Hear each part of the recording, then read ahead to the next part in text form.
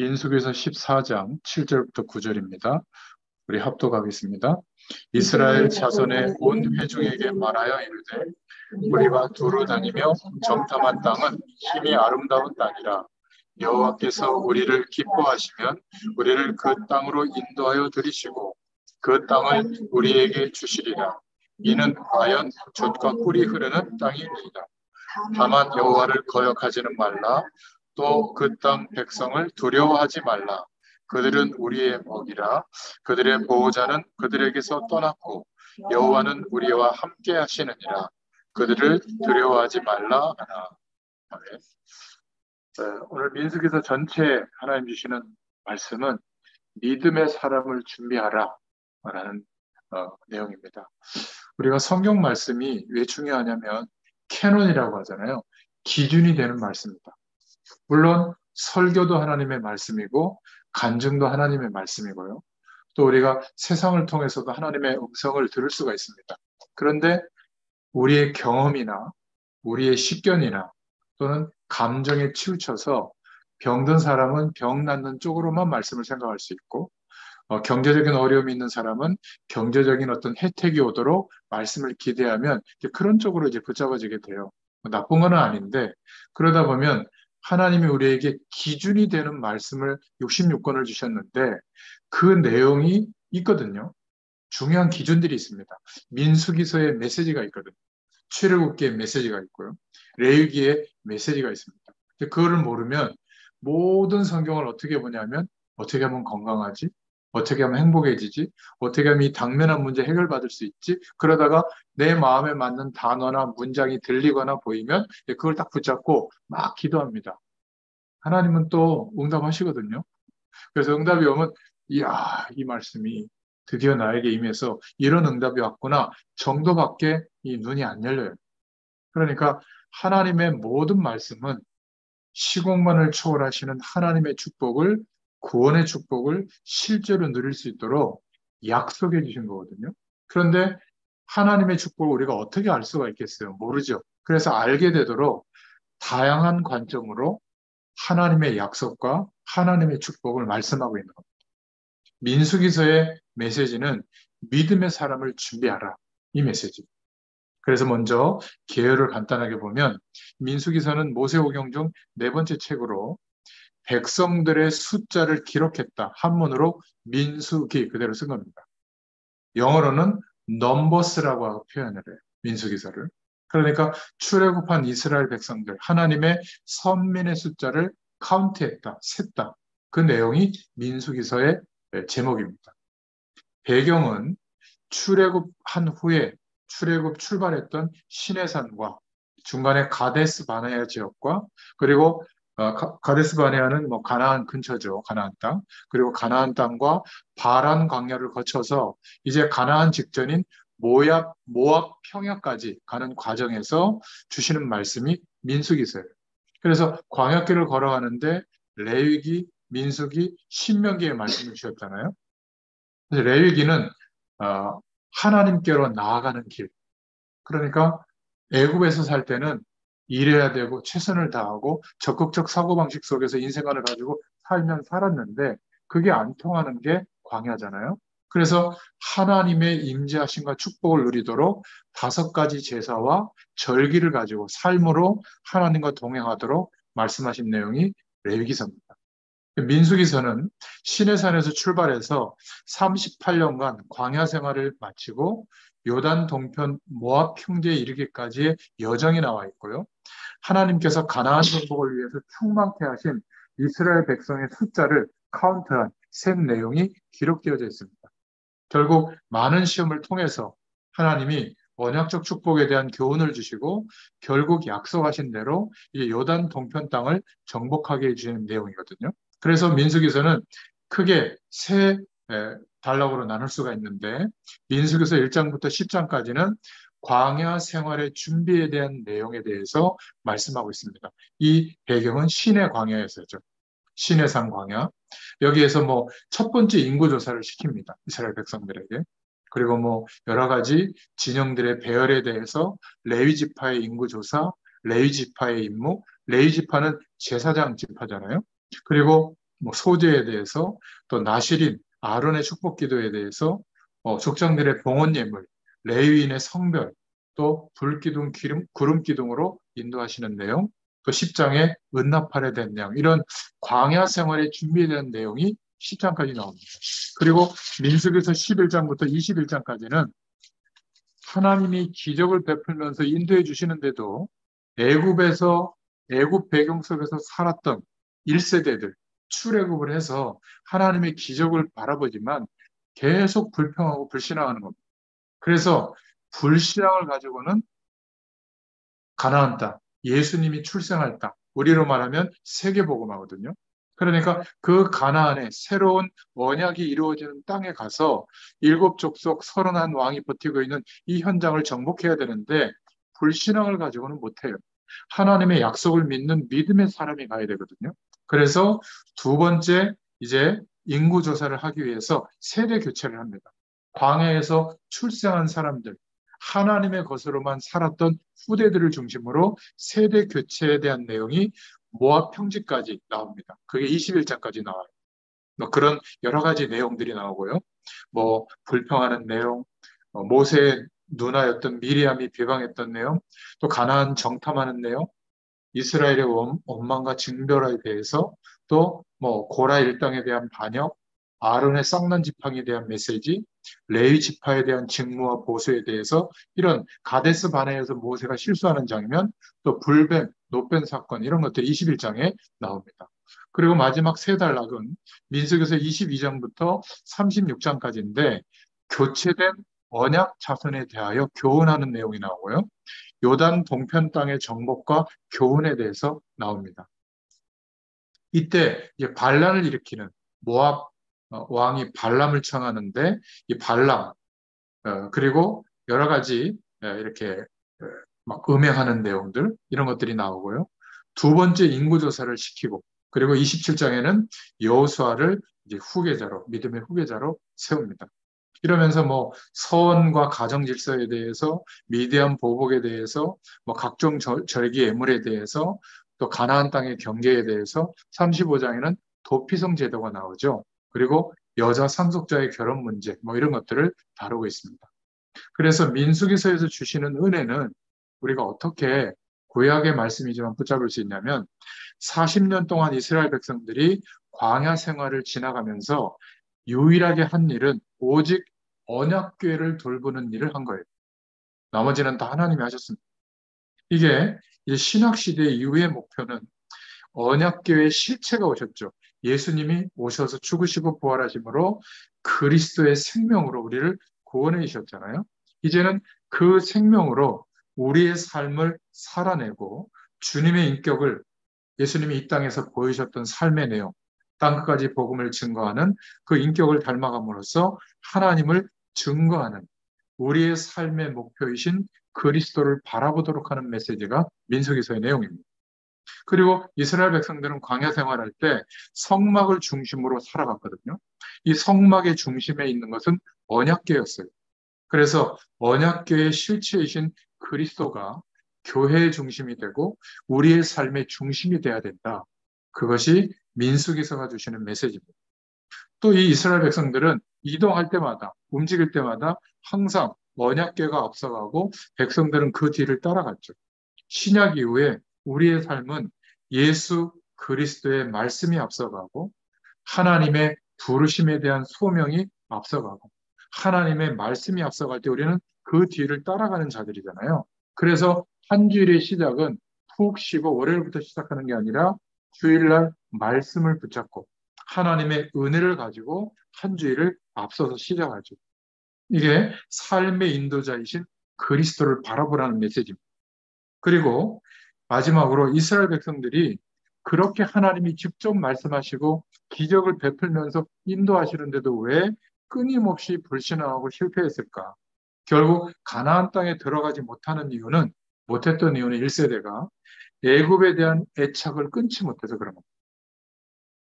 그러니까 사실 자녀 잘 되는 거, 건강해지는 거, 성공하는 거, 이 세상에서 행복한 조건으로 살아가는 거, 내가 하는 일 산업에 대해서 성공하는 거, 이런 것은 중요한 건데 이것이 더 큰 거예요, 여전히. 왜냐하면 우리의 경험과 살아왔던 내용으로 살다 보니까. 그죠? 우리가 나이가 들수록, 연세가 많아질수록 어떤 상황에 빠지냐면 하나님의 말씀을 따라 생각하고 판단해야 되는데 내가 경험한 것을 가지고 판단하고 내가 어떤 감정적으로 상한 마음을 가지고 판단해버리고, 그죠? 그러다 보니까 고집스럽게 되거든요. 이게 말씀보다 복음보다 위에 올라오면 1세대와 똑같은 거예요. 출애굽했던 1세대.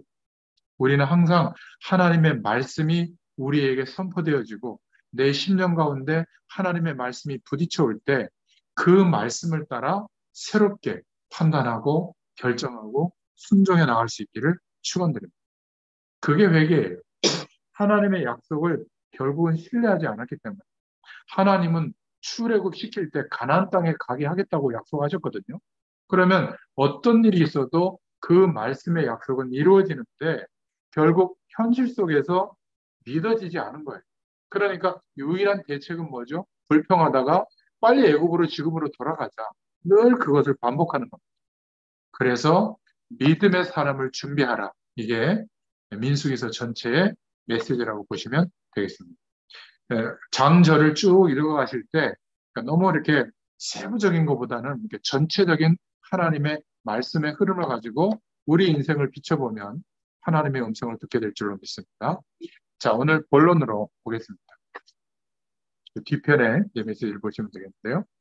자, 서론으로 꼭 기도 제목으로 먼저 붙잡고 갈 것은 뭐냐면 우리의 눈이 열려져야 됩니다.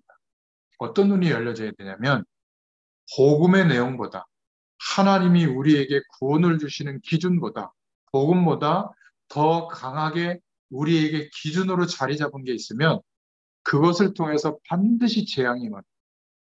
기억하셔야 돼요. 이게 민수기서가 알리려고 하는 내용입니다. 그래서 복음을 막 말하는 것처럼 보이는데 결과적으로는 계속 방언을 강조하면 어떤 결과가 오죠? 방언을 하는데도 삶의 문제가 계속돼요. 복음은 대강 얘기하고 똑바로 살아야 된다. 진실해야 된다. 최선을 다해야 된다. 어른을 공경해야 된다. 하나님의 사랑을 베풀어야 된다. 이렇게 삶을 너무 강조하잖아요. 나쁜 건 아니지만 복음보다 강한 것에 마음을 두면 문제가 옵니다. 그래서 삶의 중요성을 강조했던 교회들이 지금 한국 교회에 가장 삶의 문제가 덮치고 있죠. 그 교회. 목사님들이 타락하고 세습하고 돈에 사로잡혀 있고 이런 문제가 가장 와 있어요. 복음 말고 교권, 교계 일, 막 교회에서 막 일에 심취하는 분들 나쁜 건 아니지만 그것 때문에 막 시험 들고 어려움이 오는 겁니다. 눈이 열려요. 민수기서에서 말씀하는 내용은 굉장히 막 숫자를 세고 지파를 나누고 이거를 해라 하지 마라 이렇게 말하는 것도 있지만 복음보다 강한 것, 하나님의 약속의 말씀의 기준보다 내가 중요하게 생각하는 거 있으면 그것에 심취하고 인생을 쏟아보면 그것을 통해서 재앙이 옵니다. 그래서 자녀 때문에 상처받는 거예요. 사랑하는 사람 때문에 상처받는 거예요. 내가 그 마음을 담았던 돈 때문에 재앙이 오는 거예요. 사기당하는 거예요. 더 빚을 내서 더 큰 부의 가치를 이루려고 했는데 좋은 일이잖아요. 근데 재앙이 오는 겁니다. 거기에 마음을 쏟고 있기 때문에. 참 이게 너무 안타까운 것이죠. 사람 잘못 만나서 그렇다, 기회를 잘못 만나서 그렇다, 코로나가 터져서 그렇다, 이거는 그냥 보이는 현실이고요. 우리가 하나님의 자녀로서 복음보다 더 강한 것을 붙잡고 있을 때 안 된다. 빨리 갱신해야 된다. 이게 메시지고요. 그래서 인생에 재앙이 들어오면 말릴 수가 없는 겁니다. 진짜 복음 누리는 사람들은 우리가 볼 때 현실적으로 옳은 말이라고 해도 하나님께 영광이 안 되면 다 말하지 않습니다. 왜냐하면 인간이 하는 일 중에 옳은 것은 없어요. 지금은 맞는데 나중에 보면 아니죠. 전에는 옳았지만 지금은 아닌 것이 인간의 일이 대부분입니다. 어떤 면에서는 윤리가 지역마다 다르거든요. 우리 대한민국은 일부 일처를 지향하고 있잖아요. 그런데 저 뭐 지금 카타르나 이렇게 중동 지역 여기에서는 일부 다처예요. 오히려 신이 축복하면 물질 축복을 받아서 많은 여성분들을 거느리는 게 복으로 생각하거든요. 그게 쉽게 말하면 윤리적으로 문제가 더 안 돼요. 우리나라 조선시대 때 같은 경우는 척실제도가 있었잖아요. 왕도 그렇게 했습니까? 그러니까 그때는 맞았는데 지금 우리가 볼 때 우리는 맞는데 또 시간이 지나거나 다른 현장에서는 안 맞을 수가 있거든요. 정치적 견해도 똑같아요. 옳다고 하지만 반대편도 있는 거거든요. 그래서 서론으로 꼭 붙잡아야 될 것은 렘넌트, 한 시대를 살렸던 하나님이 준비하신 성경의 인물들을 보면 전부 다 이 영적인 눈이 열렸던 겁니다. 여러분, 요셉이 노예로 간 것이 축복입니까? 저주입니까?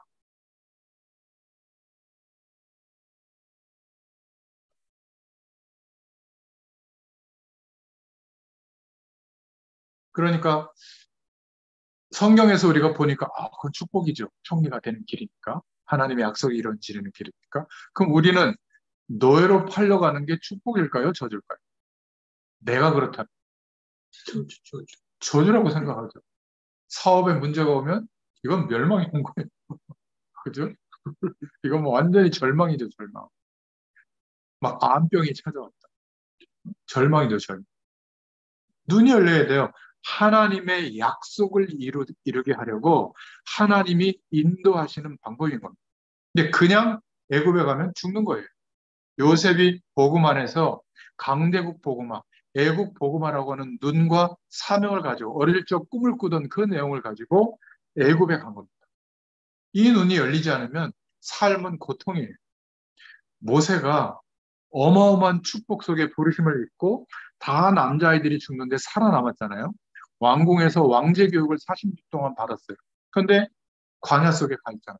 드디어 80년 만에 하나님이 부르십니다. 희생 제사를 드린다고 해라. 가서 이스라엘 백성들에게도 말하고 저 바로왕에게 가서도 말해라. 그런데 뭐라고 얘기하죠?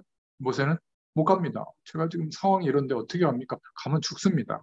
그런데 출애굽기 4장 24절에 갑자기 하나님이 변심을 해가지고 모세를 막 죽이려고 해요. 정말로 죽이려고 한 겁니다. 그때 왜 그런지 몰랐는데 그 얼굴은 좀 이렇게 아름답지 않았던 부인 시보라라는 부인이 약속을 붙잡고 있었거든요. 이 모세가 하나님의 약속을 대변하는 재상적인 역할을 가장으로 써야 되는데 자기 아들을 할례의식을 치르지 않은 거예요. 이스라엘 백성들은 할례의식을 치르도록 했거든요. 번제랑 똑같아요. 희생제물이라. 피의 비밀을 알게 하려고 예수 그리스도의 약속, 오실 메시아의 약속을 붙잡게 하려고 몸을 남자의 생식기 끝을 자르도록 한 겁니다. 근데 자기 아들에게 할례의식을 치르지 않은 거예요. 그 말은 무슨 말이냐면 하나님의 약속을 놓친 거잖아요. 아브라함이 새 한 마리를 배를 가르고 피 뿌리는 예배를 안 드렸다고 해서 하나님이 그게 뭐 그렇게 심각한 죄인지 이방에서 자기의 후대들이 400년 동안 계기되게 할 것이다. 그대로 이루어졌거든요. 그래서 레위기의 핵심은 언약 잡은 예배를 회복시켜서 하나님께로 나아가는 길에 이 축복을 열어주려고 하신 거예요. 430년 만에 회복이 되어졌죠. 똑같습니다. 그래서 모세가 정신 차렸죠. 막 시보라가 와가지고 부인이 와가지고 정신 차리라고 당신은 내 피난편이다 막 이러면서 영적인 눈을 열어줍니다. 그 이후에 하나님의 약속을 붙잡고 보니까 하나님이 이 유대인들 중에 유일하게 바로왕 앞에 가서 하나님의 약속을 설명할 사람이 나밖에 없구나. 이렇게 깨달아진 겁니다. 그래서 하나님이 지금까지 나를 살려두셨구나. 내 인생에 대한 하나님의 이유가 확정된 거예요. 그러니까 그때부터 흔들리지 않게 됩니다. 이게 민수기서의 메시지. 이런 믿음의 사람을 준비해라. 우리가 그 믿음의 사람이 되어야 된다. 이 메시지. 포로로 끌려가 있는데도 이 영적인 눈이 열린 사람들 때문에 결국 하나님께서 회복시켰죠. 이 지금 느부갓네살 왕 앞에 그 신상에 절할래? 아니면 죽을래? 풀무불 가운데 다니엘과 세 친구들은 하나님이 우리를 이 불 가운데 건져주실 텐데 그리 아니하셔서 내가 죽게 될지라도 타협할 수 없다. 이 정도잖아요. 또 그 포로로 끌려갔을 때 에스더 왕비는 이때를 위하여 나를 하나님이 살려두신 게 아니냐 하면서 죽으면 죽으리라. 이 믿음을 고백하였습니다. 영적인 눈이 열린 거죠. 초대교회는 이단의 누명을 썼어요. 그래서 예수 그리스도의 이름으로 모여서 예배하면 2번 이상 걸리면 사형당할 수도 있고요. 거기에 가면 공식적으로 유대 법의 보호를 못 받고 추방됩니다. 그런데 거기에 120명의 문도들이, 성도들이 모여서 사도행전 1장 14절에 예수님께서 약속하신 오로지 성령의 충만함의 약속을 붙잡고 기도했는데 성령이 임하셨죠. 그래서 이들을 통하여 3천 제자가 금방 일어나는 축복을 허락해 주신 겁니다. 이 눈이 민수기서를 여러분들이 통독하면서 열려질 수 있기를 축원드립니다. 이게 하나님의 메시지예요. 이스라엘 민족이 출애굽을 해서 가나안 땅에 들어가는 것은 하나님의 약속이요 뜻입니다. 막을 자가 없는 거예요. 만약 이 약속이 이루어지는 길에 막는 자가 있다면 죽는 겁니다. 그 약속을 가지고 가는데 원망하는 자는 땅에 묻히는 거예요. 그래서 1세대는 가나안 땅에 못 들어간 겁니다. 늘 원망하고 불신앙하니까. 하나님의 약속을 믿지 않고 있기 때문에 그런 거거든요. 그런데 믿음이 있는 자는 숫자적으로도 열세고 문명적으로도 앞선 철기 문명이고 가나안 땅은 여기는 청동기 문명이거든요. 그리고 국가의 조직도 이루어지지 않았는데 그런데 이 연약한 사람들이 가나안 땅에 들어갔는데 정복하는 겁니다. 하나님의 약속이 이루어지는 거거든요. 우리는 빨리 생각을 바꿔야 되는 것이 내가 막 물질적으로 축복받고 막 대단해져서 그 힘과 배경으로 하나님의 일을 한다고 생각합니다. 이런 생각을 가지고 교회에서 일하다 보면 전부 계산하는 거예요. 우리가 교인이 몇 명인데 헌금을 얼마 하면 그 돈이 모아져서 헌당이 되고 교회가 건축된다. 이게 세상의 논리거든요.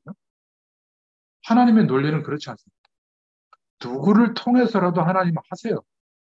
왜? 하나님의 약속이니까. 헌금할 마음을 주든지 아니면 갑자기 뭐 어떻게 하나님이 이상한 사람의 마음을 감동시켜서라도 하게 하든지 어쨌든 그것도 없으면 국가에서 지어주는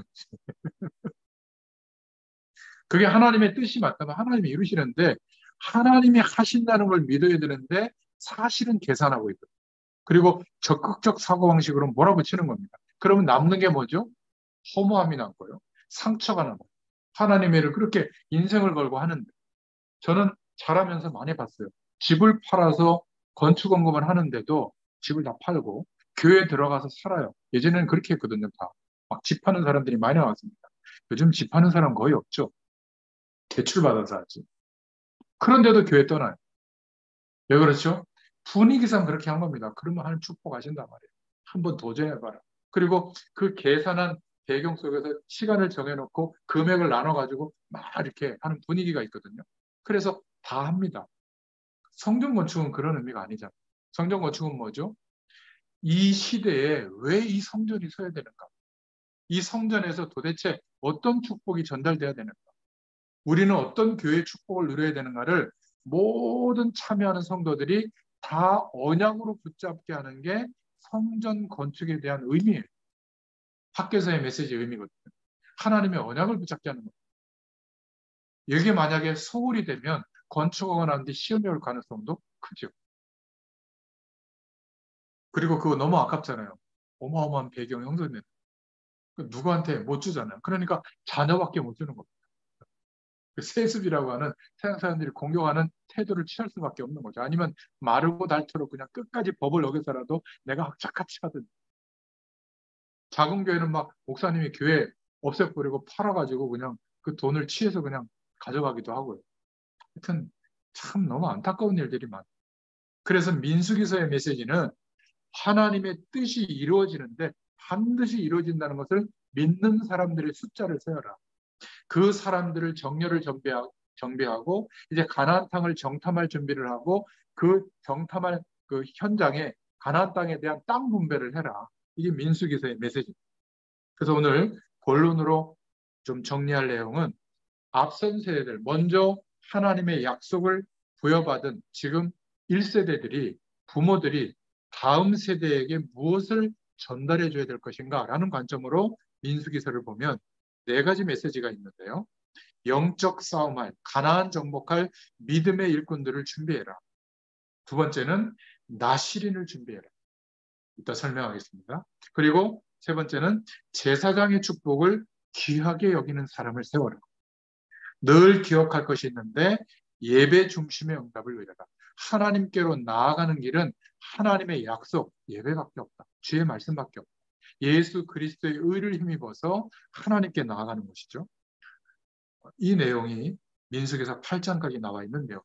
자, 첫 번째로 영적 싸움할 자, 하나님의 일꾼을 준비하라고 했는데 어떤 일꾼이죠? 부모들이 알아야 할 민수기 첫 번째 싸울 자를 준비하는 것인데 애굽이라고 하는 배경을 바르게 경험한 자를 준비하라는 거예요. 애굽은 하나님 없는 배경 속에 적극적으로 살아가는 삶의 표본이죠. 그러면 이런 결과로 살아가게 된다. 거기에서 어떨 때 해방됐는지, 어떤 상황에서 해방됐는지를 경험한 자를 준비하라는 거예요. 하나님의 약속을 붙잡고 희생제사의 비밀, 피 뿌리는 예배의 비밀을 깨달은 사람. 번제만 피 뿌리는 게 아니죠. 우리가 레위기에서 봤죠. 자꾸 번제만 강조하다 보니까 나머지 예배는 피 뿌리는 예배, 희생제사가 아니라고 생각하는데 희생제사는 번제, 그리고 화목제, 속죄제, 속건제 다 희생제사를 드리는 거죠. 다 피를 뿌리는 겁니다. 그런데 소제만, 그 소제는 감사제라고 했잖아요. 그 감사제만 고운 곡식으로, 그리고 유향으로, 그리고 기름으로 드렸다고 했잖아요. 그건 희생제사가 아닙니다. 희생제사의 배경 위에서 드리는 예배거든요. 그러니까 모든 예배를 다 희생제사로 드린 거예요. 번제는 특별히 구원의 약속, 오실 메시아의 약속, 그 대속의 의미가 강조되는 거죠. 아무튼 애굽을 바르게 경험한 자를 준비하라는 거고요. 각 지파에서 부름받은 자들로 싸움에 나갈 군사들을 열 지파에서 뽑은 두령들과 각 지파에서 싸움 나갈 군인들을 찾아서 숫자를 계수한 겁니다. 이때 레위인은 계수하지 않았어요. 왜 그랬을까요? 전당대에 보내놓고 본격적으로 기도하는 신분이 있어야 될 거 아닙니까, 사람이. 그래서 성막 봉사를 위해서, 제사장 직분을 위해서, 기도의 불을 끄게 하지 않기 위해서 이렇게 민수기서의 3장 5절부터 10절에 보면 나와 있습니다. 지금도 하나님께서는 영적 싸움할 자를 준비하라고 하신다. 그래서 올바른 복음 가진 엘리트, 전 세계에 이런 하나님이 남겨두신 사람들을 찾아서 영적 훈련할 이런 공동체 훈련에 대한 메시지. 또 성전을 지키는 전도자는 교역자라면 성전을 중심으로 전도하는 전도자. 그리고 세상을 지키는 전도자는 평신도인 줄로 믿습니다. 이런 하나님의 일꾼들을 준비하라. 이게 1세대 부모들에게 주시는 민수기서의 메시지입니다. 민수기서 6장의 두 번째로 나시린을 준비하라. 기도 제목을 하나님 우리에게 주시는데요. 이 나시린의 대표적 인물이 바로 사무엘, 그리고 삼손, 그리고 세례 요한 같은 인물입니다. 이 세 사람 부모의 특징은 아기를 못 낳다가 낳은 사람들입니다. 부모들이 뭔가를 못 깨닫고 있었을 때 그 시대에 가장 중요한 아들을 못 낳으면 하나님이 축복 안 했다고 생각하는 분위기였거든요. 그러니까 저주받았다고 생각할 정도로 어려움을 주시면서 드디어 그 부모가 중요한 영적 사실을 깨닫고 하나님이 아들을 주시면 나시린으로 드리겠다. 이렇게 기도의 제목을 가질 때 아들을 준 대표적인 인물들입니다. 그래서 나시린은 나시린의 법을 따라 세워라, 구별해라.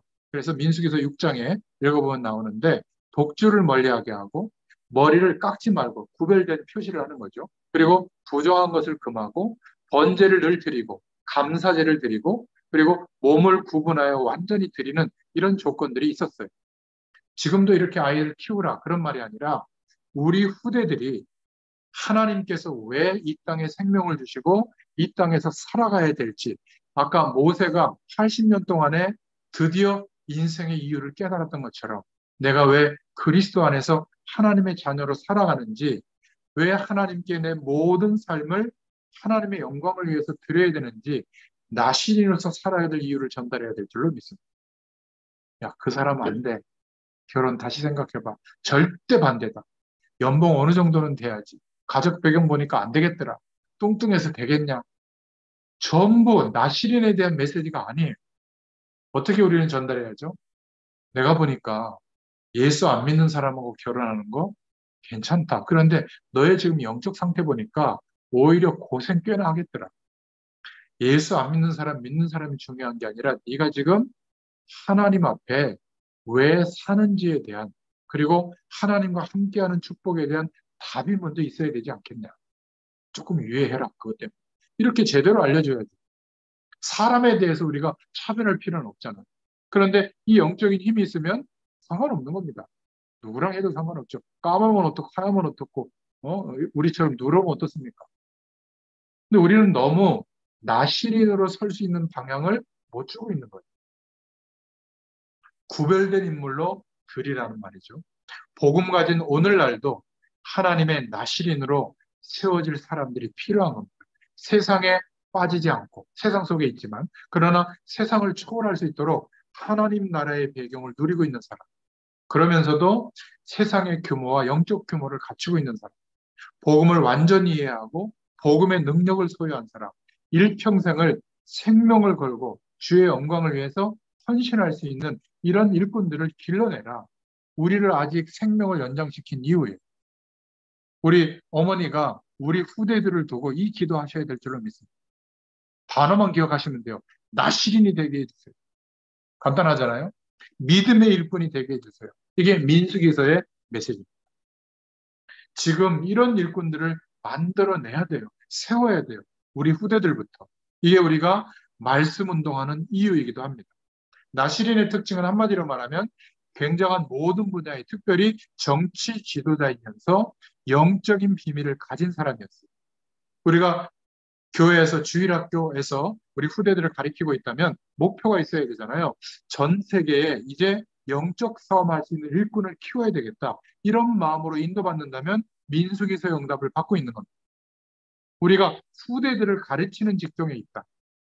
돈만 생각하지 말고 이들을 통해서 내가 영광 보려고 할 생각만 하지 말고 정말 이들 중에 복음으로 세워져서 한 시대를 짊어지고 나갈 굉장히 성공한 지도자이면서 하나님께 드려질 나신으로 세워질 인물을 내가 키우겠다. 그 한 명만 세워도 돼요. 하나님 역사는. 그런데 이 중심이 없다면 막 고통이 계속되겠죠. 기도할 수 있기를 바랍니다. 이것은 하나님이 이런 나시린을 보내겠다고 약속했기 때문에 약속 붙잡고 기도하기만 하면 돼요. 드디어 그 부모들이 깨달을 때 나시린으로 주신 겁니다. 전문적인 지도자가 되면서 나시린, 영적 지도자를 세워라. 이게 이 시대의 우리의 과제예요. 나시린이 안 나오니까 하나님이 깨닫게 하시려고 아기를 안 준 겁니다. 깨달았을 때 아기를 주었죠. 우리도 마찬가지예요. 지도력이 있으면서도 복음 가진 사람, 이런 일꾼들을, 우리 후대들을, 다음 세대들을 세워라. 이런 일꾼에 대한 생각을 안 하고 있다면 그냥 우리 자녀가 행복하고 잘 살고 좋은데 직장 취직하고 그렇다면 하나님과 뭔가 핀트가 빗나가 있는 것이죠. 세 번째, 우리 1세대 부모들에게 주시는 민수기의 메시지는 제사장의 축복을 귀히 여겨라.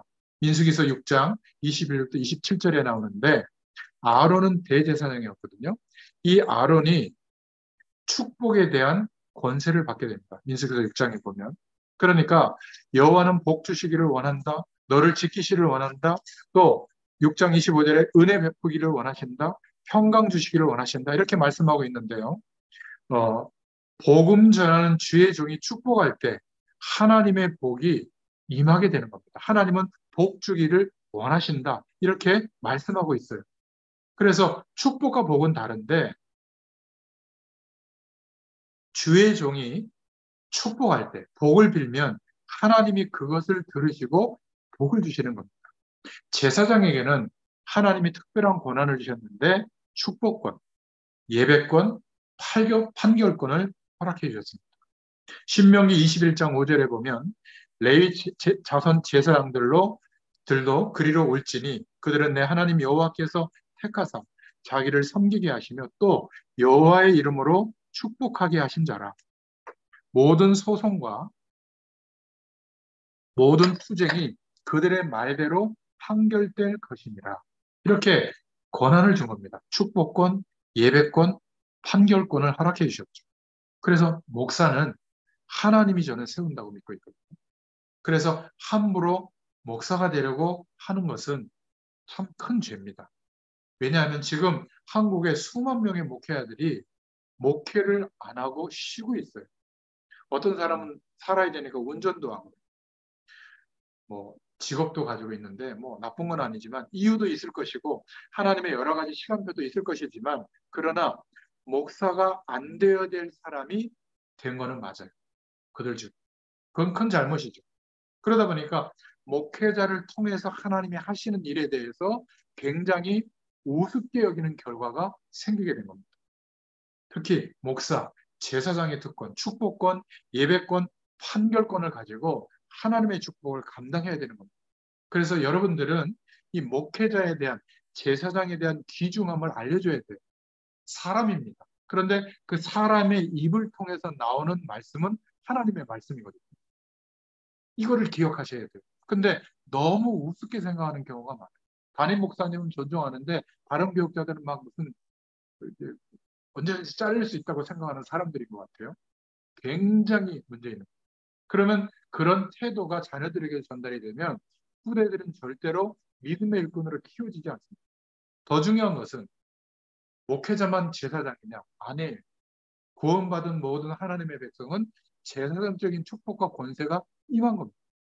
그래서 우리도 중보기도 할 때, 자녀를 축복할 때 축복의 결과가 나타나는 거예요. 믿으시길 바랍니다. 또 예배에 대한, 그래서 말씀도 전달하고 예배도 인도하잖아요. 그래서 기름 부어서 세우는 겁니다. 중직자들. 안수 집사 이상. 그분들은 강단권이 있는 거잖아요. 안 그런 사람들은 저 밑에서 기도하잖아요. 좀 보수적인 교단에서는. 근데 그 안수를 받고 가운 입고 세워진 중직자들은 강단에 올라와서 목사님이 쓰는 석에서 기도하죠. 그 일부러 하는 게 아니라 이렇게 구별해 둔 거예요. 더 큰 의미는 말씀 사역자의 권한을 준 겁니다. 예배권. 그리고 축복권과 판결권이 있는 거죠. 다 있어요, 평신도. 근데 헤매면 되겠어요? 세상의 돈의 논리 때문에. 이 참 억울한 거죠. 그래서 오늘날의 이 제사장의 축복을 귀히 여기라는 것은 마태복음 10장 대표적으로 40절에서 42절에 너희를 영접하는 자는 나를 영접한 것이다. 나를 영접한 것은 나 보내신 이를 영접한 것이다. 무슨 말이죠? 예수님이 직접 가셔야 되는데 전도자들을, 특히 주의 종들을 파송했다면 그들을 영접하는 것이 예수님을 영접하는 것이 되고 보내심을 주신 하나님을 영접하는 게 된다. 그래서 전도자를 대접할 때 그 냉수 한 그릇도 전도자의 상을 받게 될 것이다. 말씀하는 겁니다. 자, 그런 내용 꼭 말씀을 기억하시고. 마지막 네 번째로 기억할 것은 아론에게 주신 말씀이었는데 아론은 대제사장이었죠. 민수기서 8장에 보면 3절에 등불 켜는 일을 잊지 마라. 말씀에 명하는 대로 해라. 무슨 말이죠? 예배 중심으로 살게 해라. 그 말이에요. 성막 중심으로 살게 해라. 모든 거하는 이스라엘 백성들은 성막 중심으로 민수기서 8장 9절에 그리고 민수기서 9장에 유월절을 잊지 않도록 가르쳐줘라. 우리가 어떻게 애굽 땅에서 나왔고 그 약속을 안 붙잡았을 때는 왜 애굽이 멸망했는지를 계속 기념하고 알려줘라. 그리고 왕적인 제사장적인 축복, 왕적인 그리스도의 축복과 교훈을 기억해라. 광야길 가는 동안에 감사하다 정도가 아니라 빛의 사명을 기억해라. 이게 쉽게 말하면 부모 세대, 1세대들이 기억해야 될 민수기서의 메시지. 큰 두 번째로 하나님의 우리가 메시지를 붙잡아야 되는데요. 청년들과 젊은 세대들과 전문인들, 산업인들이 알아야 될 민수기서의 메시지. 하나님은 우리에게 위기의 시대가 우리가 살고 있는 시대인데 이 위기의 시대를 이길 수 있도록 믿음의 사람으로 세워진 여호수아와 갈렙처럼 우리를 그렇게 부르셨다는 겁니다. 이게 민수기서 14장에 나와 있는 내용입니다. 특히 청년들, 전문인들, 산업인들은 하나님의 언약, 왜 내가 산업을 하고 있고, 왜 내가 공부를 하고 있고, 내가 왜 열심히 살아야 되는지 진짜 이유, 가나안 땅에 가야 되잖아요. 하나님의 부르심의 이유가 이루어지도록 우리가 살아가는 건데 이 언약을 가지고 있다면 절대 안 망합니다. 이게 민수기서의 메시지. 위기 시대가 왔을 때 이길 수 있는 믿음을 가져라. 그 말이에요. 그런데 왜 출애굽했던 기성세대 1세대가 깨닫지 못할까? 그거는 애국 사상 때문입니다. 하나님 없이 살았던 이 세상의 배경이 너무 크게 보이는 거예요, 계속. 과연 아무것도 없거든요. 근데 다 있잖아요, 하나님이 주시니까. 그게 불편한 겁니다. 그러니까 노예 근성을 자꾸 갖게 되는 거예요. 노예 근성은 뭐냐면 사장님이 월급 준다고 생각하는 거예요. 의사가 치료해 준다고 생각하는 거예요. 돈이 내 행복을 유지해 준다고 생각하는 거예요. 부모님이 나를 도와준다고 생각하는 거예요. 사랑하는 사람이 내 인생을 지켜준다고 생각하는 거예요.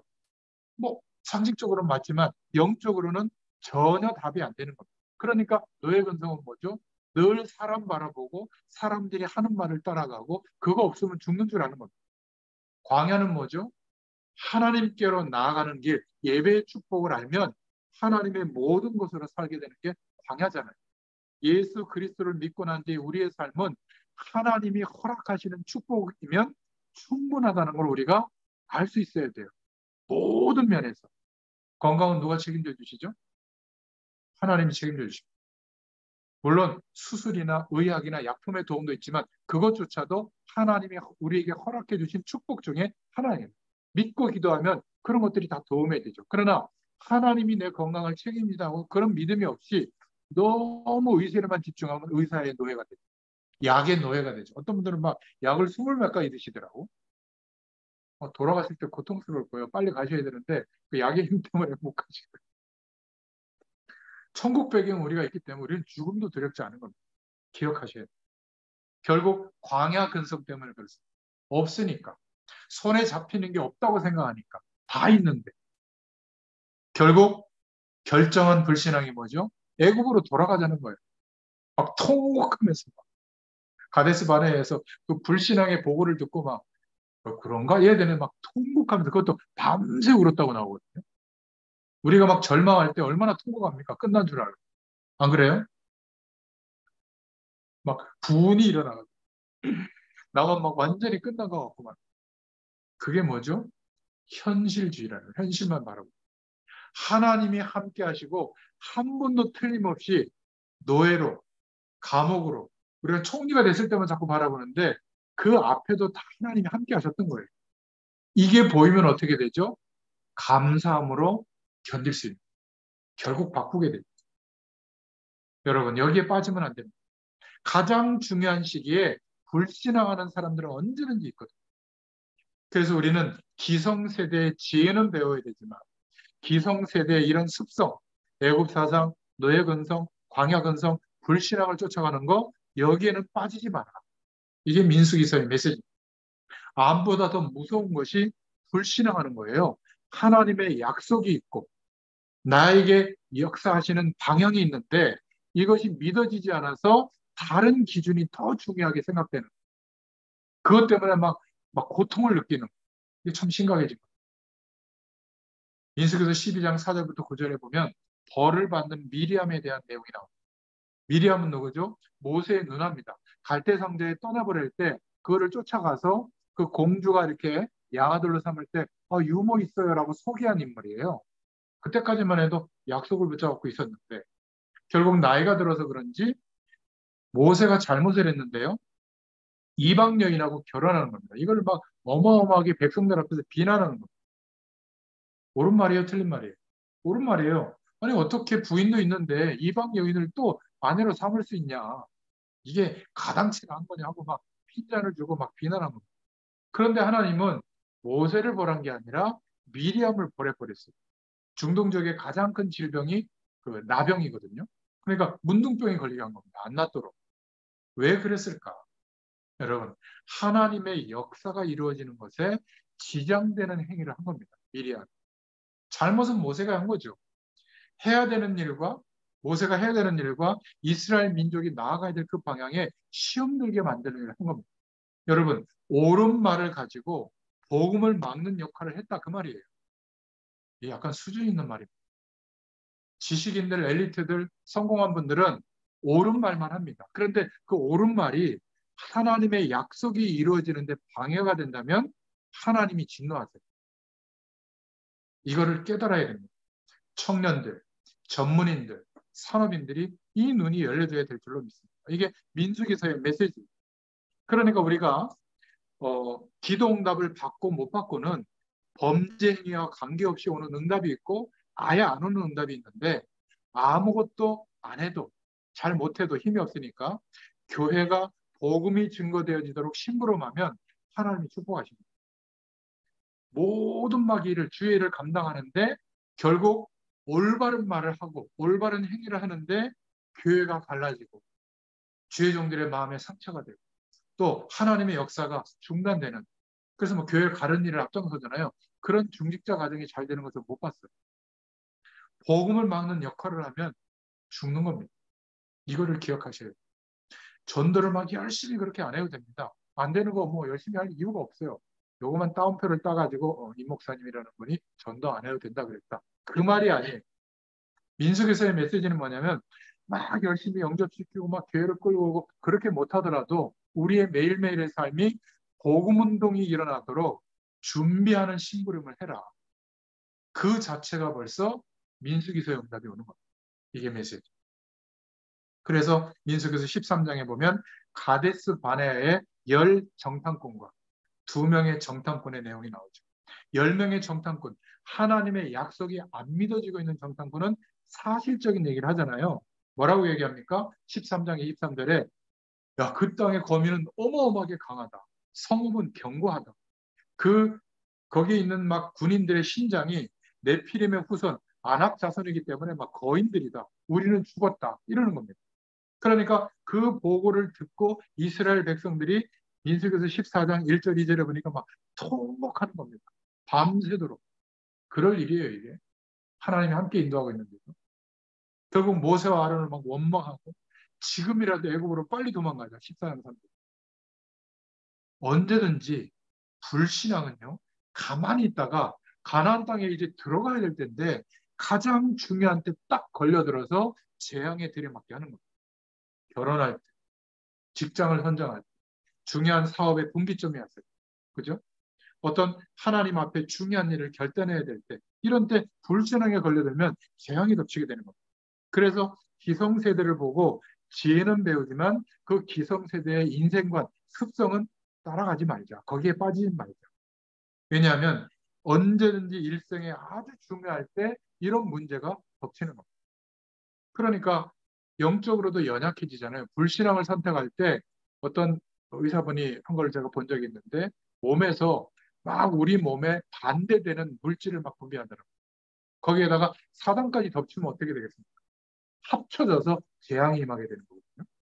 그래서 믿음의 사람 여호수아와 갈렙이 여기에 등장합니다. 14장 6절에 옷을 찢으면서 백성들에게 말한다. 이거는 회개했다는 말이거든요. 하나님의 약속을 믿지 못하고 이렇게 밤새 통고하고 이 지도자들에 대해서 막 불신하고 애굽으로 돌아가자는 저것을 볼 때 뭐라고 말했냐면 가나안 땅은 8절에 14장 8절에 여호와께서 우리 이스라엘에게 주신 땅이다. 약속을 믿고 본 거죠. 여호와를 거역하지 마라. 두려워하지 마라. 그들은 우리의 밥 정도밖에 안 돼요. 여호와는 이미 그들에게 지도자들은 떠났고 우리와 함께 하나님이 함께 계시지 않느냐. 걱정하지 마라. 빨리 지금 진격해야 될 때다. 가나안으로 들어가야 될 때다. 이 고백을 하고 있는 겁니다. 차이점이 뭡니까? 영적인 눈을 뜨고 한번 보세요. 언제든지 10명의 언약을 믿지 않는 10명의 정탐꾼들의 말이 옳은 말로 우리에게 비춰져요. 언제든지 불신앙 속에 있는 사람들의 말이 옳아요. 논리에도 맞고 현실에도 맞아요. 근데 2명의 말이 틀린 말이죠. 그거 맞다. 성도 크고 대단하던데 적합골이 흐르더라. 하나님의 약속이기 때문에 뭐라고요? 가야 된다. 저거 우리의 밥이다. 굉장히 뜬금없는 소리죠. 우리가 지금 한 1,000억 정도 있고 막 세계보고물 막 조직도 있고 막 기업도 있고 막 세계적인 네트워킹도 있고 막 이러면 세계보고만 아멘 합니다. 지금 세계보고 이러면 아멘이 안 돼요. 세계보고는 남의 일이고 나는 오늘 우리 가정만 좀 어떻게 행복해졌으면 내가 하는 일만 어떻게 좀 잘 돼가지고 헌금이라도 좀 제대로 드릴 수 있으면 아무리 얘기도 안 믿어요. 세계보고. 지금 내가 세계보고만 하나님의 계획 속에 복음 속에 부름받은 사람이 맞다면 내가 지금 나이가 몇 살이지? 내 남겨진 인생이 적어도 여기까지 산다면 그러면 세계복음을 하나님이 하시는 게 맞다면 내가 지금 일은 얼마나 해야지? 경제적으로는 얼마나 벌어야지? 그리고 얼마나 믿음은 있어야지? 계산해 보면요. 이것에 대해서 지금 도전해야 돼요. 하나님 앞에. 주어진 시간은 24시간밖에 안 되고 내 능력은 요만큼이라면 뭘 기대해야죠? 하나님 나라의 배경 막 끌어당기고요. 성령의 충만함을 막 구하셔야 돼요. 시간이 없습니다. 하루가 너무 빨리 지나가고 힘들어요.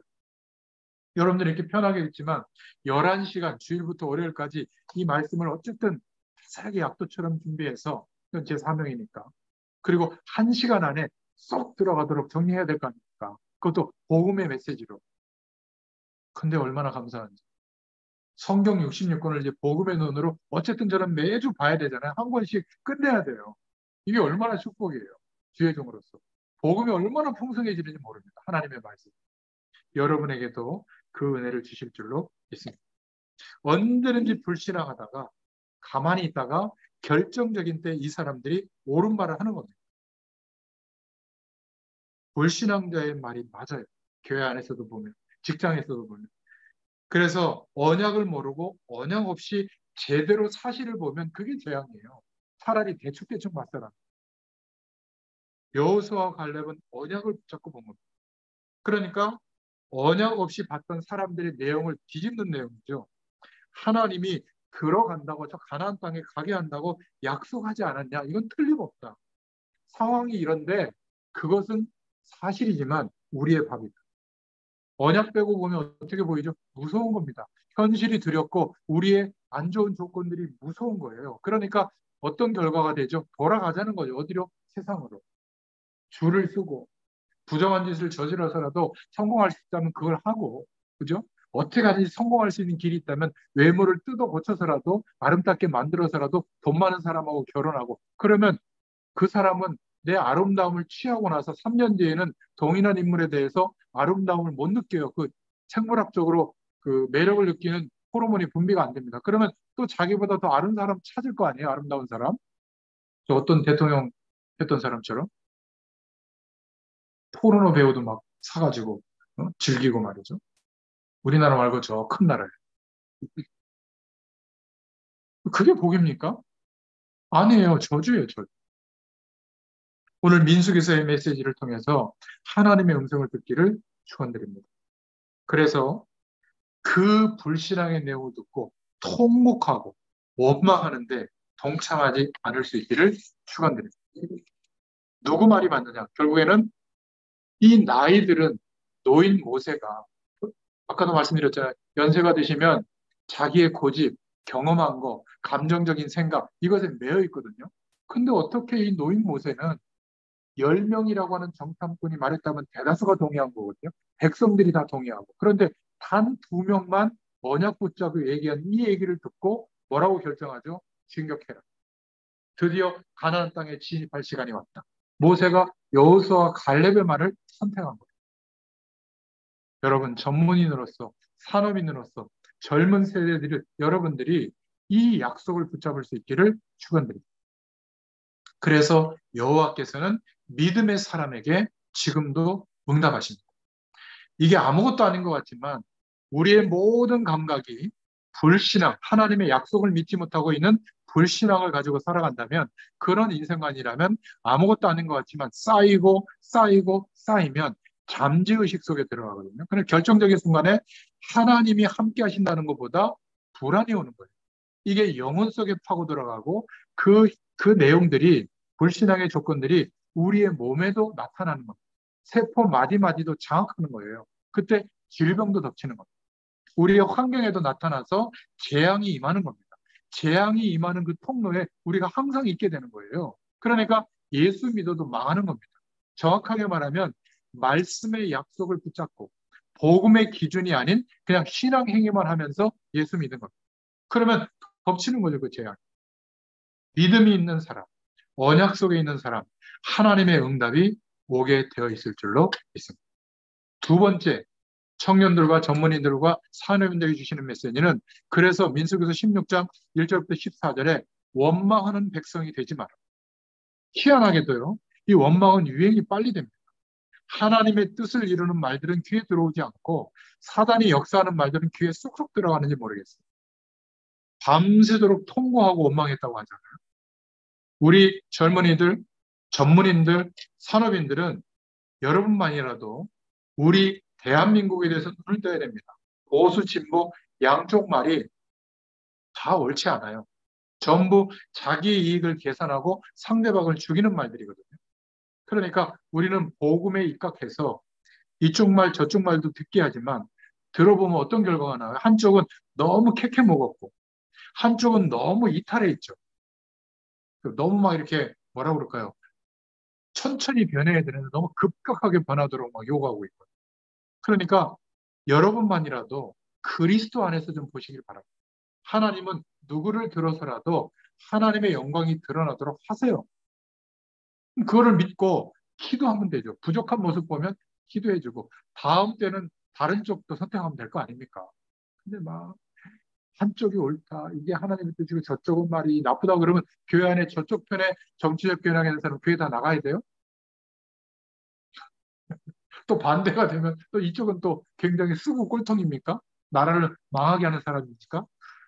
아니, 아니 이 콩할 만한 땅덩어리에서 뭐 너는 어느 지역 출신이냐 뭐 그런 거 따지지 마시길 바랍니다. 꼭 원망하는 사람들은 틀린 말을 듣고 원망하거든요. 여호수아와 갈렙처럼 누구 말이 맞죠? 영안이 어두워지면 진짜가 안 보이는 겁니다. 우리의 현실 앞에서.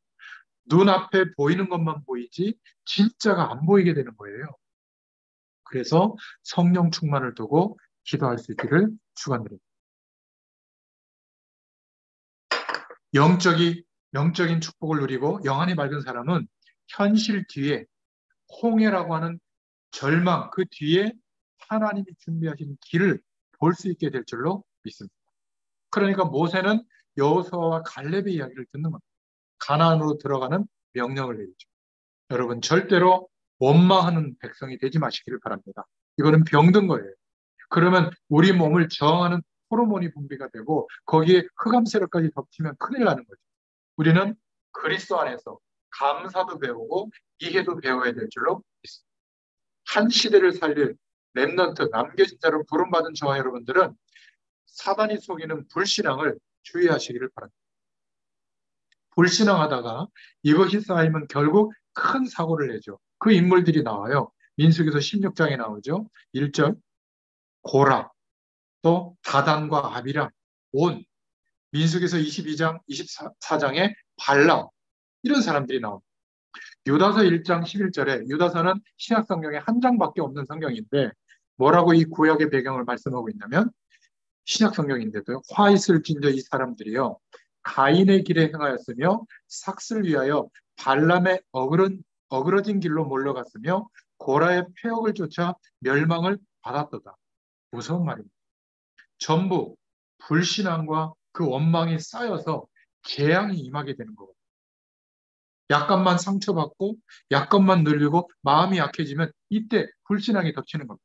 배후의 흑암 세력이 덮치는 거죠. 그래서 교회 안에 일어나는 많은 일들 속에 또 많은 사람들 속에 분별할 수 있는 눈을 뜰 수 있기를 기도하시기를 바랍니다. 교회에는 긍정적인 것도 있고 부정적인 것도 있고 복음적인 것도 있습니다. 둘 다 맞다가 아니에요. 틀리다도 아닙니다. 우리는 복음적인 눈을 뜨고 민수기서의 메시지를 붙잡을 수 있기를 축원드립니다. 가끔 교회 안에는 불건전 신비주의를 강조할 때가 있고요. 그런 사람들이 득세할 때가 있고 가끔 복음을 빙자한 율법주의가 득세할 때가 있어요. 그거 맞고 틀리고 막 판단해가지고 상대방을 공격하고 막 깔아뭉개는. 그리고 복음을 빙자한 타락주의가 득세할 때가 있습니다. 끝났는데 뭐 어때? 이미 주님이 우리와 함께 하시고 구원하시는 까짓 거 뭐 한잔해. 까짓 거 뭐 성적으로 좀 타락하면 어때? 까짓 거 다 끝났는데 뭐 누려?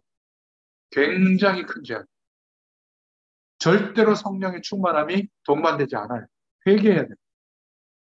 죄는 끝났지만 죄와 함께 성령의 역사가 동반하지 않거든요. 우리는 어떻게 해야 되죠? 두려워서 기도하는 게 아니라 하나님의 의의 축복이 이루어지도록 의의 기도, 회개해야 될 줄로 믿습니다. 예배할 때만. 그러면 즉시 하나님이 영광의 축복으로 역사해 주시죠.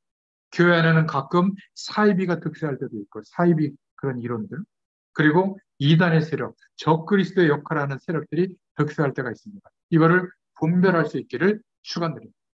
절대로 원망하는 백성이 되지 마시라. 세 번째 메시지는 민수기서 17장에 나오는 아론의 지팡이에 대한 메시지입니다.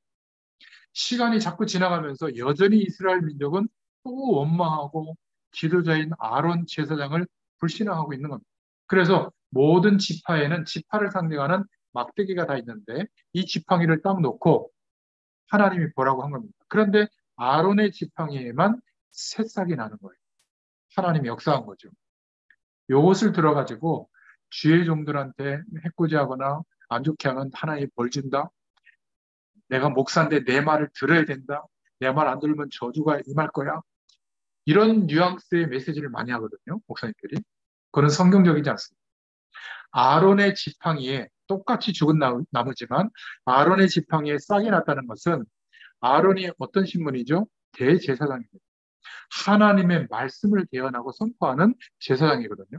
그리고 하나님의 언약이 이루어지도록 대표적으로 예배를 주도하잖아요. 그래서 이 뜻은 뭐냐면 하나님의 말씀이 있는 곳에는 생명의 축복이 일어난다 그 말이에요. 그러니까 제사장은 사람이지만 그 제사장을 업신여기거나 우습게 여기지 말라는 겁니다.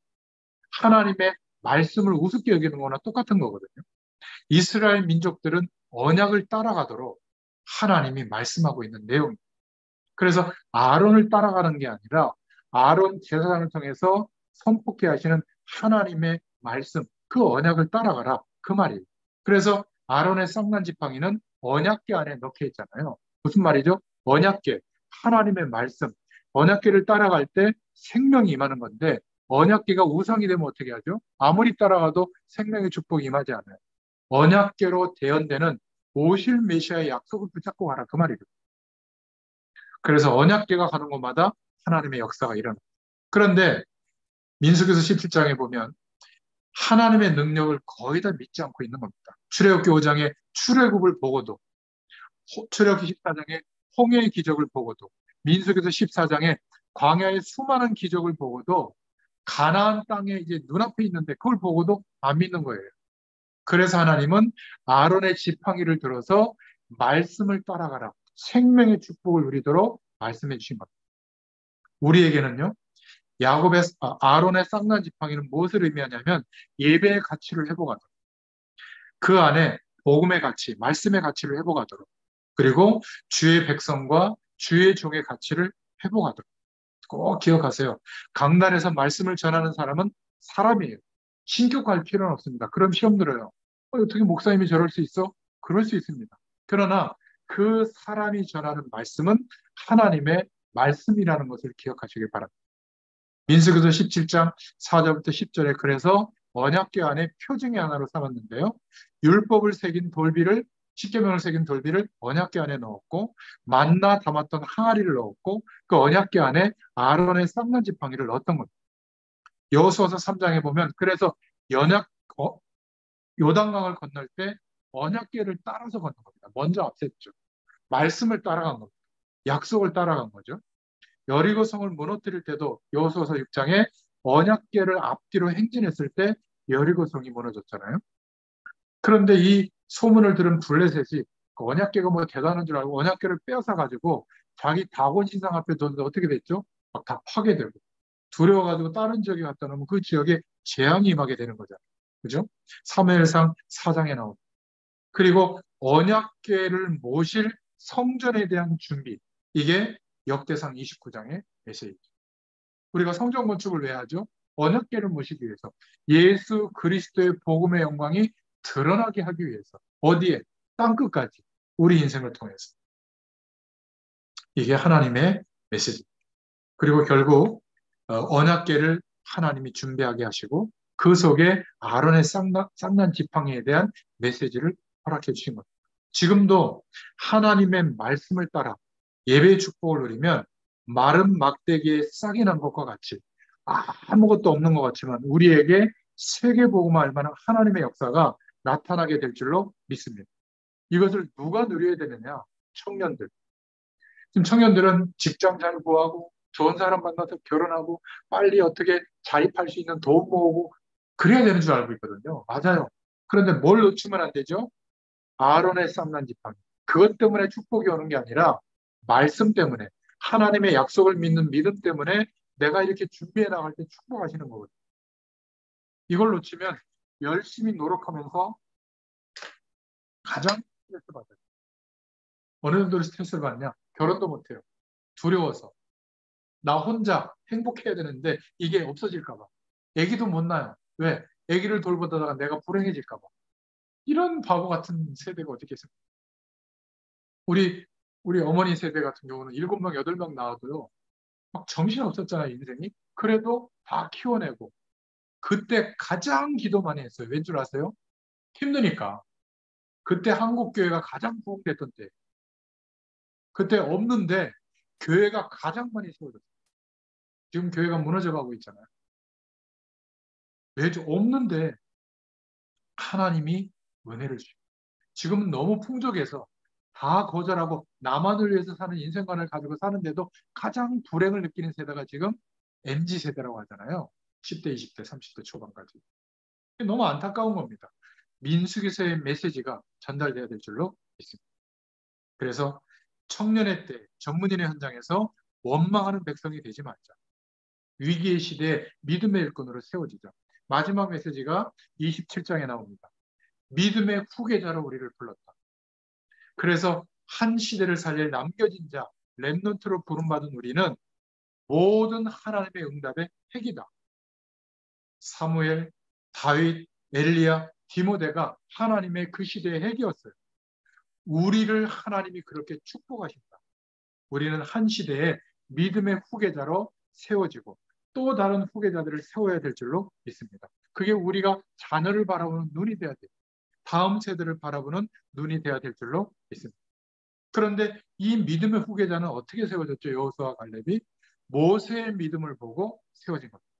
1세대의 믿음이 있어야 되는 거예요. 안 그러면 그 세대가 또 1세대가 되겠죠. 없다면. 가나안 정탐에 대한 믿음의 보고를 했고요. 이 믿음의 사람들이 결국 요단강을 건너고 여리고성을 무너뜨리고 이스라엘 백성들을 이끌었어요. 이 두 사람이. 안악산지, 어마어마한 거인들이 있는 그 산지를 점령했습니다. 민수기서 14장. 이 두 사람은 모세를 보면서 하나님과 하나님의 약속에 대한 증거를 가지게 된 겁니다.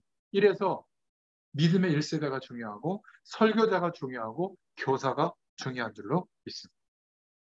민수기서 27장에 보면 18절부터 23절에 후계자 여호수아가 세워졌는데 여호와의 신에 감동된 자였고 모든 말씀을 알고 위탁받은 사명자였고 판결권을 위탁받았고요. 회중 앞에서 안수받은 겁니다. 우리도 믿음과 전도운동을 이어나가야 될 믿음의 후계자로 우리를 세우시고 또 다른 이런 사람들을 세우도록 부름받은 줄로 믿습니다. 우리는 현실의 사람이 아니라 미래의 사람인 줄로 믿습니다. 이 어마어마한 복음의 비밀을 이어나갈 믿음의 언약의 후계자다. 이게 우리의 정체성입니다. 그래서 오늘 결론은 다시 한번 민수기서를 정리하자면 우리는 택한 백성이다. 이 시대에 믿음의 사람들로 하나님이 준비시키셨고 또 다른 믿음의 사람들을 세우라는 겁니다. 그래서 이 복음의 말씀을 듣는 정도가 아니라 복음으로 제대로 볼 수 있기를 축원드립니다. 왜 애굽에 있어서는 안 되는지, 왜 세상 배경으로는 안 되는지, 왜 가나안을 향해 가야 되는지, 왜 우리가 열심히 노력하는 게 목표가 아니라 성공이 목표가 아니라 세계 복음화가 목표가 돼야 되는지. 언제 해방되어졌죠? 노예에서 애굽 땅에서 피 바르는 날. 절기를 지키면서 오실 메시아의 약속을 붙잡게 됐을 때 다 멸망당하는데 이스라엘 백성들은 꺼내서 넘어가게 했다. 그리고 광야를 왜 통과하게 하죠? 세상 배경으로는 안 된다. 하나님의 배경으로만 가능하다. 하나님의 약속을 믿는 믿음으로만 가능하다. 저 여러분이 주의해야 될 것은 성경 공부로 끝나는 신앙으로는 안 됩니다. 형식적인 신앙으로는 안 돼요. 문제가 오고 난 뒤에 질병이 덮치고 난 뒤에 그때는 이미 늦은 것이죠. 우리는 하나님의 말씀을 언약으로 붙잡고 현장을 봐야 될 줄로 믿습니다. 전부 현장은 어떻죠? 우리의 세상은 전부 적극적 사고방식의 흐름 속에서 열심히 하면 된다는 거예요. 그것들을 다 추종하고 있거든요. 여기하고 담쌓아야 된다는 게 불교 이론이에요. 또 그것도 저것도 아니고 네가 세계의 중심이다. 우주의 중심이다. 너를 들여다보고 개발해라. 이게 뉴에이지의 메시지거든요. 그러니까 굉장히 심각하잖아요. 우리는 그게 아니라 하늘 보좌의 축복으로 오늘을 사는 거예요. 그리고 세상을 바라보는 거예요. 그러면 이 세상의 좋은 조건들은 하나님의 영광을 위해서 취합하고 하나님의 영광을 방해하는 것들은 아무리 좋은 것이라도 거절하고 이렇게 선택할 수 있는 힘이 있어야 될 줄로 믿습니다. 우리는 오늘 이 축복을 깨닫게 되면 하나님이 역사하시는 전도의 눈이 열리게 됩니다. 열심히 적극적 사고방식 속에서 최선을 다하는 전도는 세상에서 하는 방식이에요. 하나님이 우리에게 알려주시는 전도는 뭐냐면 오늘 이 시간에 이렇게 오래 얘기해도 하나님의 말씀을 사모할 사람을 예정해 놨다는 거예요. 그 사람과 함께 복음의 비밀을 누리도록 하나님이 역사하시겠다는 거예요. 이거를 믿으면 그 사람을 만나는 게 전도예요. 생각해 보세요. 저 박사님 같은 분 그렇게 하루 종일 환우들 돌보고 할머니 할아버지를 돌보고 힘들 텐데 저 당직실에서 이 핸드폰 켜놓고 이 말씀을 사모하잖아요. 이런 사람을 하나님이 준비해 놨는데 어떻게 만나겠어요? 근데 준비해 놓고 만난 거예요. 이게 기적입니다. 충격 중에 충격이에요. 그게 전도예요. 열심히 하면 되고 안 되면 안 되는 게 전도가 아니에요. 하나님이 하시는 겁니다. 바울이 어제까지는 핍박자였는데 오늘 다메섹에서 하나님이 바꿔버리는 겁니다. 이게 전도예요. 이게 선교예요. 이 눈이 열리시길 바랍니다. 이게 민수기서의 메시지죠. 그래서 약속을 믿고 뭘 했냐면 민수기서 전체를 통해서 그 땅을 정탐하고 그 땅을 분석했어요. 가나안 땅을. 그리고 아직 정복도 안 했는데 12지파에게 땅을 분배하고요. 그리고 하나님의 시간이 되니까 이제 가나안으로 들어간 거예요. 이 눈이 열린 사람에게는 전도자에게는 세 가지가 보이죠. 아직도 현장에는 하나님이 그 현장을 살리도록 준비해 놓으신 예비된 사람이 많다. 복음만 선포되면 제자로 바꿔주신다. 두 번째, 그런 황금어장이 가득 차 있는데 대다수의 사람들은 1% 안에 교회 안에만 있다. 전 세계의 기독교인과 합쳐도 1%밖에 안 됩니다. 영향주는. 99%는 비어 있어요. 이 눈이 열리시게 됩니다. 근데 그 황금어장이 어떻게 되고 있죠? 흑암 세력이 덮쳐서 재앙이 임하고 있어요. 사각지대가 되고 있어요. 이게 보이게 될 줄로 믿습니다. 그래서 세 번째로 영적인 눈을 떠라. 지금 세상이 대단한 것 같지만 성공한 그런 내용들이 대단한 것 같지만 물방울 하나밖에 안 된다. 통에 이사야서에 나오잖아요. 이스라엘 민족이 광야를 건너서 지금 가나안 땅 앞에 왔다는 소문이 가나안 땅에 쫙 퍼진 겁니다. 간담이 손을 해서 지도자는 다 떠났어요. 흑암 세력은 이미 깨트려져 있는 겁니다. 저 여러분이 복음을 붙잡고 예배의 축복을 회복할 때 우리의 이 노력이 작은 것처럼 보여도 나중에는 관련된 모든 현장에 전 세계에 영적인 영향력이 나타나도록 하나님이 역사하신다는 겁니다. 믿으시길 축원드립니다. 흑암 세력은 다 깨져버렸다. 그들의 보호자도 떠났다. 그래서 우리는 10명의 불신앙의 정탐꾼과 믿음의 정탐꾼, 여호수아 갈렙처럼 믿음의 일꾼을 많이 세우고 우리도 그 반열에 세워줄 수 있기를 축원드립니다. 가나안 땅에는 이전에 가지고 있던 그 불신앙의 조건들, 세상의 배경을 가지고 들어가면 들어가지도 못하고 이길 수가 없어요. 가난하게 살던, 이상하게 살던 수준을 가지고 사역 현장에 가면 안 됩니다. 이전 것은 버리고 하나님의 약속을 붙잡고 새로운 언약의 땅으로 세계복음을 향하여 나아갈 수 있기를 축원드립니다. 그러면 어려움이 와도 괜찮고 가난한 상황이 돼도 괜찮아요. 오히려 거기에서 세계 살릴 준비를 할 수 있는 축복이 임하게 될 줄로 믿습니다. 부모들 먼저 복음받은 세대들이 기억해야 될 민수기 뭐죠? 싸울 자를 준비해라. 나시린을 준비해라. 제사장의 축복을 귀하게 여겨라. 그리고 예배 중심으로 인도받아라. 청년, 전문인, 산업인들은 어떤 민수기의 음성을 들어야죠? 위기 시대를 이길 믿음의 사람으로 우리를 부르셨다. 그래서 원망하는 백성이 되지 말고 아론의 쌍난 지팡이, 말씀에 임하는 말씀이 가리키는 그 방향으로 우리가 순종할 때 생명의 축복을 누리게 된다. 그리고 우리는 언약을 이어갈 믿음의 후계자로 여호수아처럼 부르셨다. 이 약속을 붙잡고 한 주일 동안 일평생 승리하는 저와 여러분 되시기를 축원드립니다. 하나님 너무 감사합니다. 민수기서의 응답이 우리의 응답이 되게 하시고 민수기서를 통독해 나갈 때 하나님이 우리 각자에게 허락하시는 세밀한 주의 음성을 듣게 되도록 우리 인생 전체가 확정되어지는 응답이 있게 되도록 하나님께서 역사하여 주시옵소서. 감사드리며 예수님의 이름으로 간절히 축복하옵고 기도하옵나이다. 아멘. 감사합니다. 감사합니다.